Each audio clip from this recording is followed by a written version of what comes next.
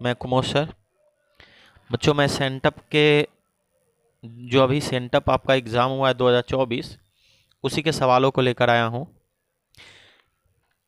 इसी तरह के सवाल आपके फाइनल एग्ज़ाम में पूछे जाएंगे, आप घबराएंगे नहीं। कभी भी सवाल जो होते हैं मॉडरेट लेवल के होते हैं, मॉडरेट और लो लेवल के होते हैं। कभी भी हाई लेवल के सवाल नहीं पूछे जाते हैं क्योंकि टाइम मायने रखता है और टाइम के अंदर ही सारे सवालों को हल करने होते हैं। तो इस तरह से एक आध सवाल हार्ड हो सकते हैं, नहीं तो सब मॉडरेट लेवल के सवाल होते हैं और लो लेवल के सवाल होते हैं। बच्चों जो भी सवाल दिया जाता है वो सारे इम्पोर्टेंट सवाल होते हैं, तो इसीलिए मैं एक तरह से क्रैश कोर्स के जरिए सवाल दे रहा हूँ। तो आप लोग इसे बढ़िया से सीखें, जाने समझे, पूरा वीडियो देखें, लाइक सब्सक्राइब शेयर ज़रूर करें, कमेंट करें। ये सब आप लोग को करना चाहिए, इससे हमें कुछ उत्साहत मिलती है। चलिए सवालों को शुरू करते हैं।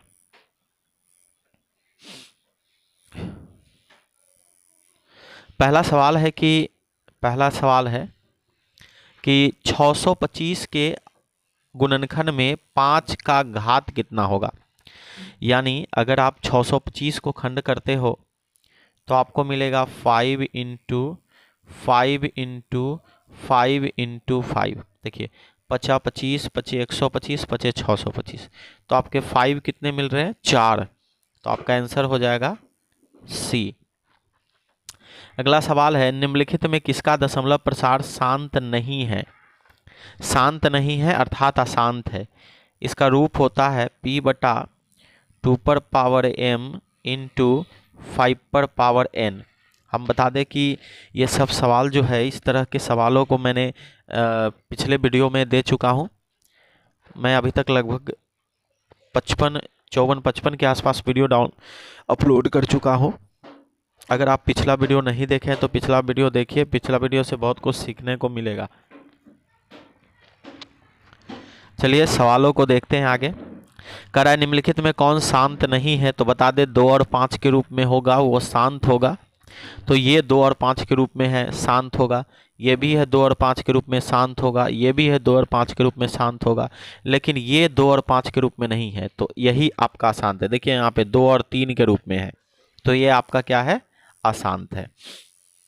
अगला सवाल है, कह रहा है कि बहुपद इतना के शून्यकों के गुणनफल निकालना है। तो सिंपल सी बात है, इस बहुपद को हम गुना करेंगे तो ये आ जाएगा 2x square minus 5x minus 3 बराबर 0। अब इसमें अल्फ़ा इंटू बीटा निकालेंगे तो होता है c/a equal to -3/2। -3/2 option number b में है, जो हमारा सही जवाब है। आई थिंक आप लोग सही बनाए होंगे। चलिए अगले सवालों की चलते हैं। सवाल कह रहा है यदि समीकरण आपको दे रखा है का एक मूल √2 हो। एक मूल कहने का मतलब है कि एक आंसर दिया हुआ है तो k का मान ज्ञात करना है। तो सिंपल सी बात है कि इसमें x के जगह पर k रखो। x के जगह पर आपको कितना रखना है? √2। तो देखिए x के जगह पर √2 रखेंगे तो √2 का स्क्वायर प्लस यहाँ √2x है। तो एक मिनट हम इसको सही से लिख लेते हैं। चलिए हम यहाँ लिखते हैं, देखेंगे जरा ध्यान से। इसमें हम मान रखेंगे x का, तो k रहेगा और x के जगह पर रखेंगे √2। x के जगह पर क्या रखेंगे? √2 का स्क्वायर और प्लस √2 गुने √2 अब माइनस में 4।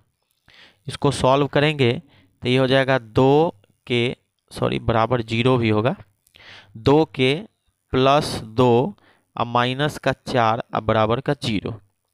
यहाँ से सॉल्व करेंगे 2k बराबर हो जाएगा 2, काट देंगे k बराबर 1। k बराबर 1 ऑप्शन नंबर डी जो है हमारा सही जवाब है।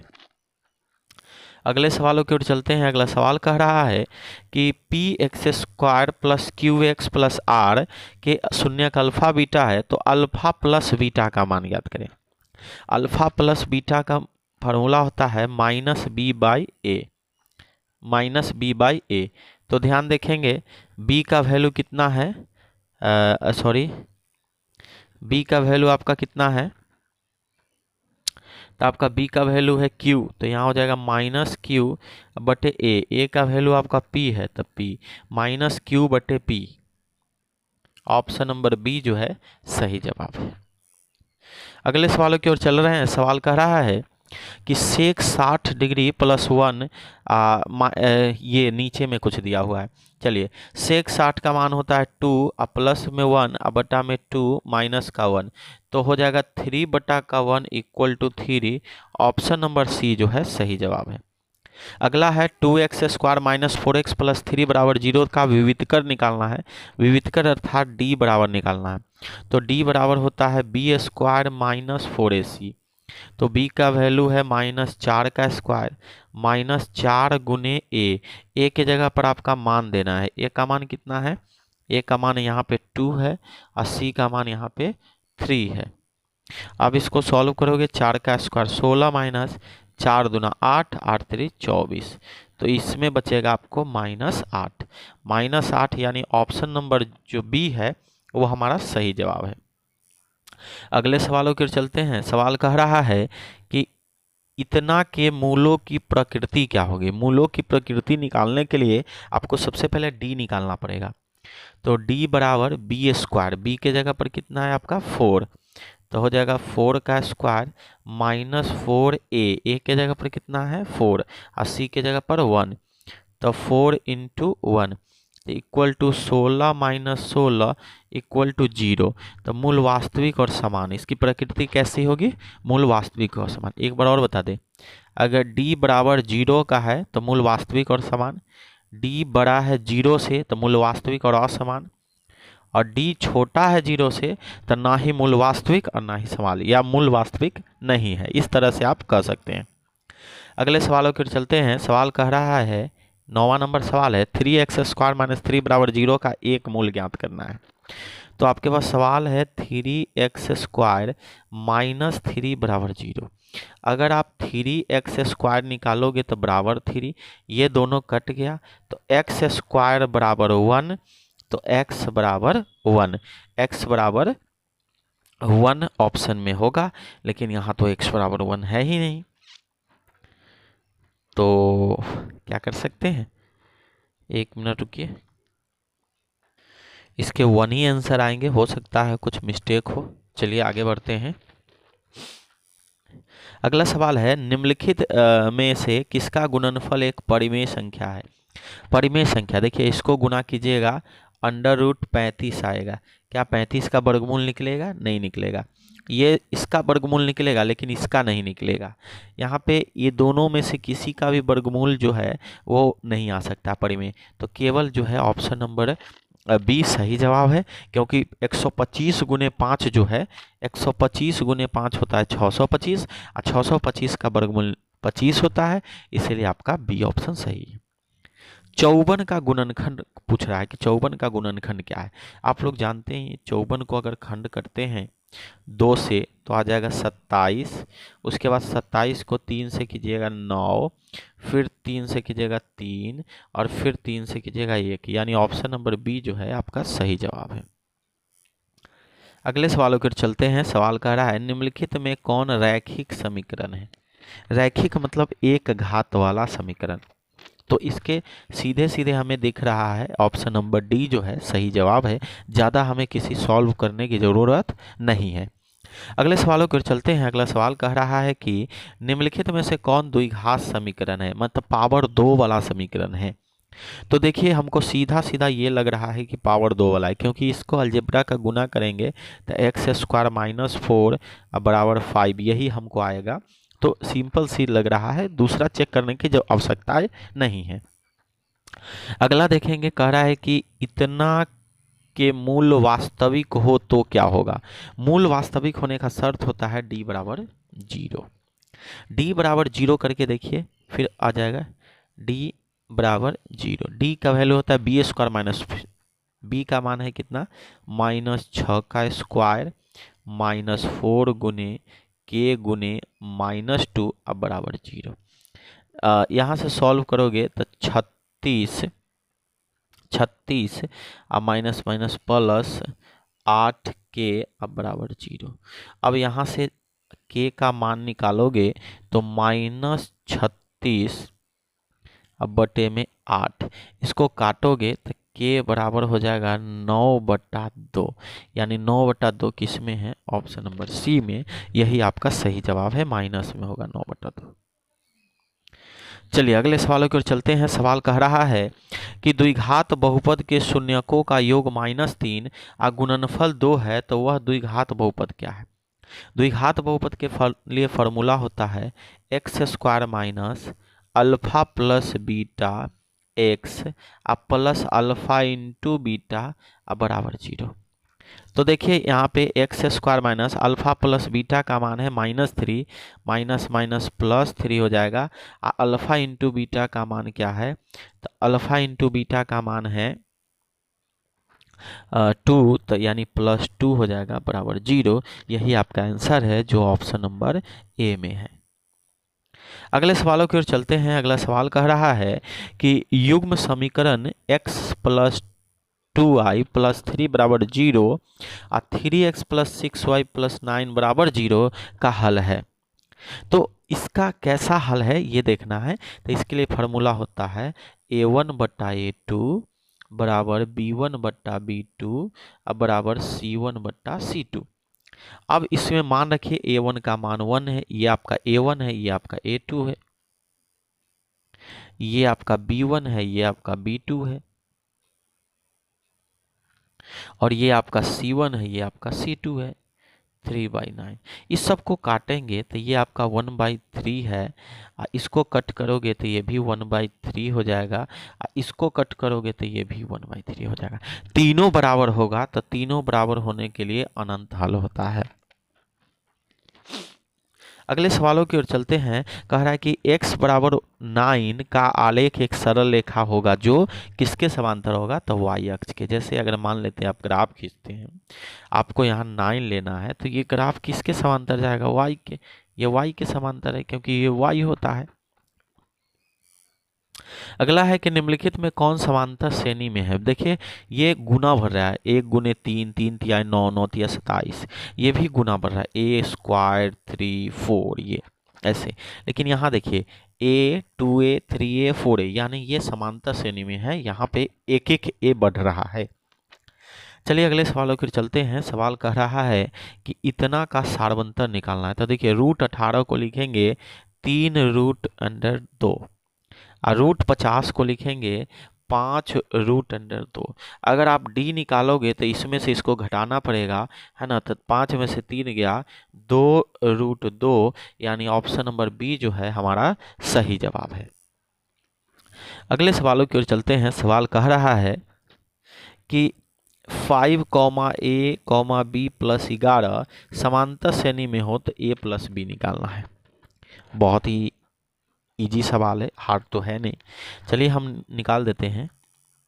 an बराबर फॉर्मूला होता है a + n - 1 × d। ये आपका अंतिम पद है an 11 बराबर, ये आपका प्रथम पद है 5 अब प्लस n - 1, n आपका कितना है? तो टोटल नंबर कितना है? 1 2 3 4, तो n आपका 4 है, n आपका 4 है, -1 इंटू डी आपको निकालना है। तो ये दोनों को घटा लीजिए, 6 5 11 6 बचा बराबर 3d, 3 से काट दीजिए, d बराबर 2, d बराबर 2 निकल गया। अब थोड़ा सा ध्यान दीजिएगा, d का मान 2 निकल गया तो a का मान क्या निकलेगा?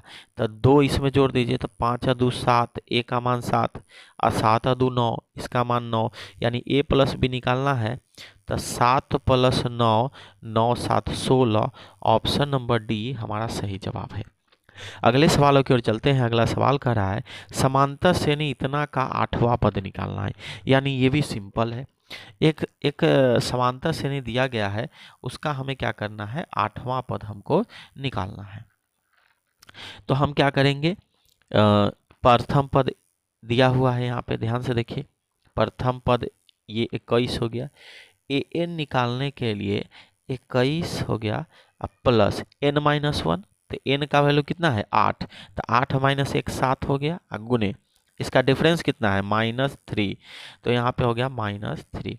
अब इसको सॉल्व करो, 21 माइनस 21 बराबर कितना हो जाएगा 0। ऑप्शन नंबर जो सी है वह हमारा सही जवाब है। अगला प्रश्न भी है समांतर श्रेणी से ही है। समांतर श्रेणी इतना कौन सा पद 26 होगा, यानी इसमें n निकालना है। तो n बराबर लास्ट पद कितना है 26 माइनस फर्स्ट पद कितना है 2 बटा में कॉमन डिफरेंस कितना है 3 प्लस में 1 इक्वल टू इसको घटाएंगे तो 24 बटा में 3 प्लस में 1, 3 अठे 24, 8 प्लस में 1 बराबर 9। 9वां जो है हमारा सही जवाब है। अगले सवालों की ओर चलते हैं। कहता है कि प्रथम 9 विषम प्राकृत संख्याओं का योगफल निकालना है। आप लोग प्रथम 9 विषम प्राकृत संख्या का योगफल निकालना है, तो मतलब 1 प्लस 3 प्लस 5 प्लस और इसी तरह 9 को निकालना है। तो एसएन का फॉर्मूला यूज कर दीजिए, इसका आराम से निकल जाएगा, है ना। तो एसएन बराबर जो हो जाएगा, इसमें टोटल कितने एन हो, एन पहले निकाल लीजिए। तो एन बराबर 9 में से 1 गया 8 बटा 2 प्लस 1, तो 4 प्लस 1 बराबर 5। 5 गो है टोटल टर्म, तो पांचों को जोड़ दीजिए। नहीं, 9 टर्म का रहा है, यानी n 9 है हमारा। n क्या है हमारा 9 है। रुक जाइए, तो एसएन निकाल दीजिए। तो 9/2 ब्रैकेट में 2 इंटू ए का मान 1, 2 इंटू ए का मान 1 प्लस n-1 यानी 9 माइनस 1 गुने डी का वैल्यू है 2।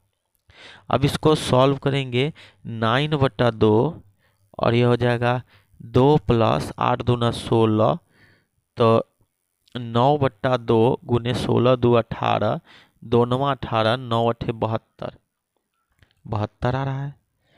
गलत हो रहा है शायद, इसका आंसर 81 होना चाहिए, देख लीजिएगा आप लोग, ठीक है, नहीं तो टाइम इसमें बहुत लग जाएगा। चलिए अगले सवालों की ओर चलते हैं।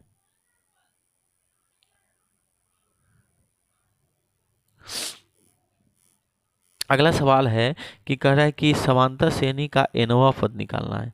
समांतर श्रेणी का nवां पद, ए nवां पद दिया हुआ है, ठीक है, और दूसरा पद निकालना है। तो कुछ नहीं करना है, T2 बराबर 2 इंटू 2 प्लस 5, तो 4 प्लस 5 9। ऑप्शन नंबर सी जो है हमारा सही जवाब है।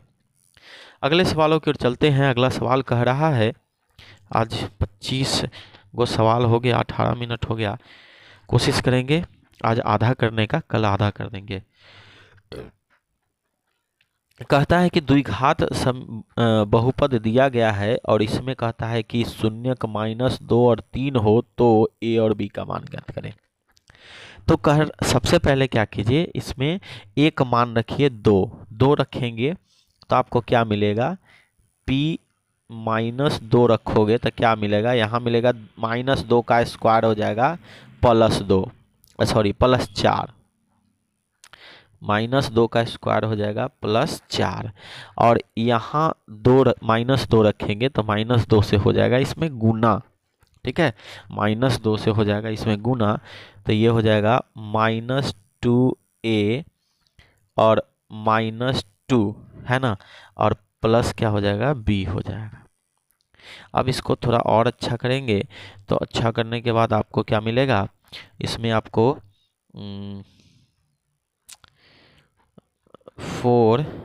4 में से 2 गया 2, घटा लेते हैं, तो 2 और -2a अब +b, इसको सीधा कर लेते हैं, है ना। तो b -2a अब बराबर e2 को -2 कर देते हैं। अब इसमें इसका बराबर 0 ले लीजिएगा, जगह का कमी होने के कारण ऐसे लिखना पड़ता है। तो अब सोचिए कि a और b का कौन सा यहाँ पे मान बैठाएंगे, a और b के इस चारों ऑप्शन में से कौन सा मान यहाँ पे बैठाएं कि आंसर -2 आ जाएगा। तो देखिएगा आपका ऑप्शन जो है डी नंबर आपका सही होगा। आप बैठा कर चेक कर लीजिएगा। चलिए अगले सवालों पर चलते हैं। सवाल कह रहा है कि पी एक्स का एक शून्य का -2 हो तो पी एक्स ज्ञात करें। मतलब एक्स बराबर जो है -2 है तो एक्स प्लस 2 बराबर हो जाएगा 0। सॉरी, एक्स बराबर -2 नहीं बल्कि एक्स बराबर 2 है। एक्स बराबर कितना है? 2 है। एक्स बराबर है 2 तो एक्स -2 बराबर हो जाएगा 0, यानी एक्स -2 ऑप्शन नंबर बी जो है सही जवाब है। अब ये 27 नंबर सवाल है कि इतना का एक हल बताना है। अब इसको हल करने मत लगिएगा, इसको ऑप्शन से चेक कीजिए कि किस ऑप्शन को रखने पर मान हमें प्राप्त होता है।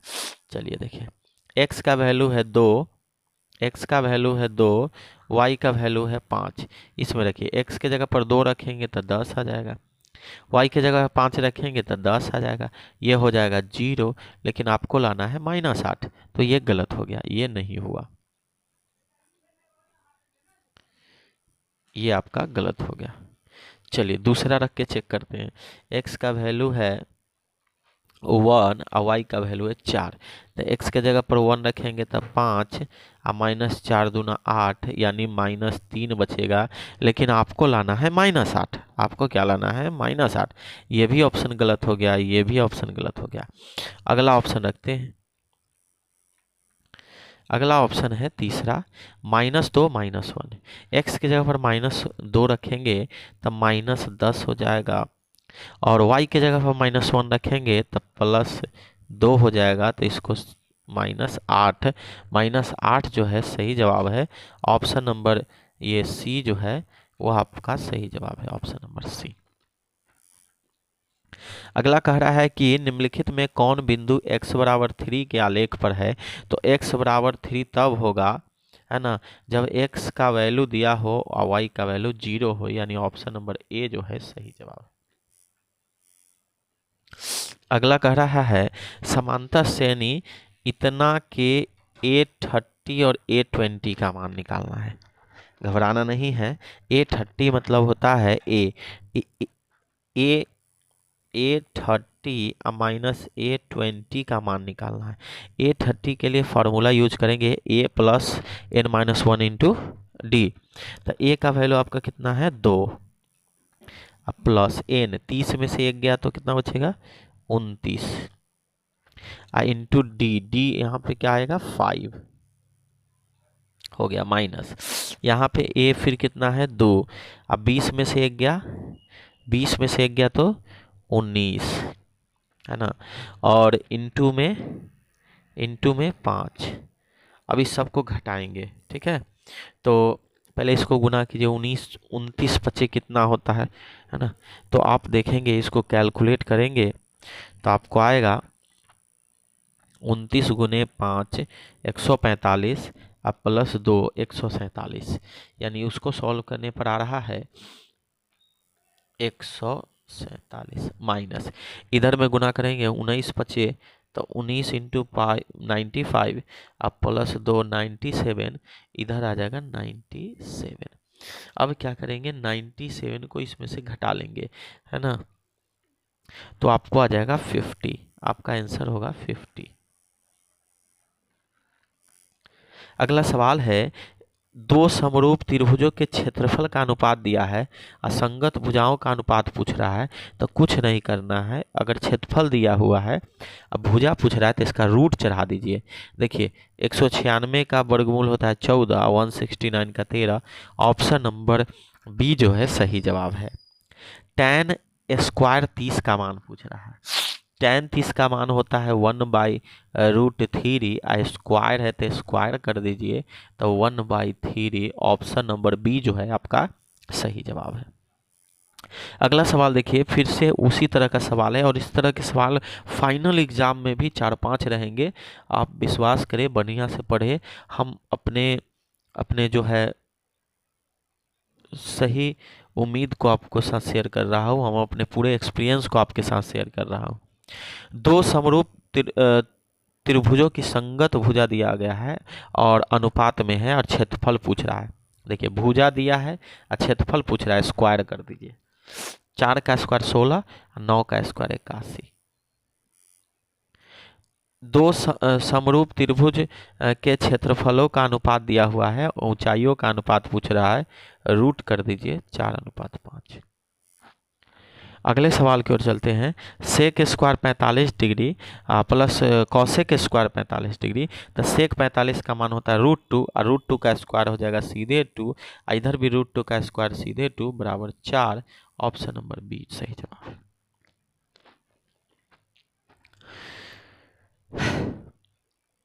इसका जो है कह रहा है कि त्रिभुज ABC है, ये A है, ये B है, ये C है, और इधर कह रहा है कि त्रिभुज XYZ है, XYZ है।